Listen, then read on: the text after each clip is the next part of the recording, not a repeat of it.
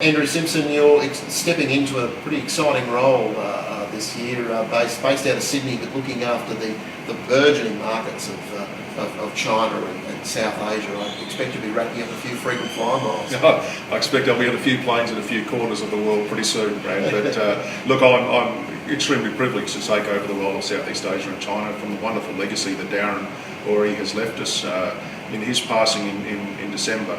But from a market, from an opening, an opportunity for Australia and for the excitement that's going ahead, it's a great time, a great place. Just look at the numbers, 164,000 tonnes plus last year of red meat into the region.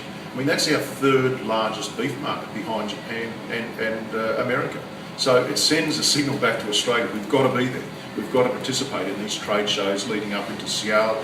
We've got to look at food hotel events in Vietnam, Hong Kong and Singapore and get behind our education promotion so it always trickles back to the consumer.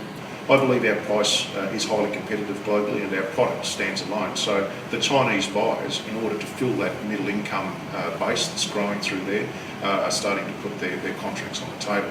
From Australia's perspective, we've always been conscious that if there's a good market in another direction, we sometimes turn away.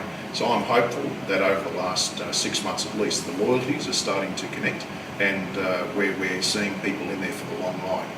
Typically, or historically, just after the new year of China, the phones would go cold.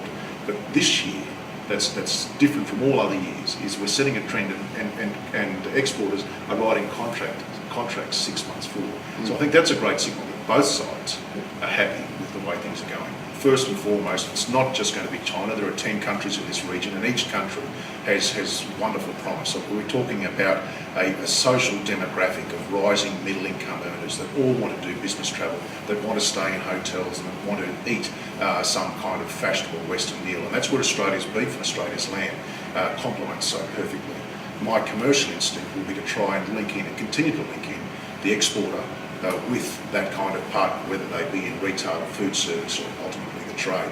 And I've got to say, the first start for me will be in China in 6 weeks' time in the big Shanghai Seattle conference, where we've got 14 exporters already lined up to participate. And that's the first time ever we've had that volume of merit and expertise behind me when we get up there. So that sends a signal we're there to stay.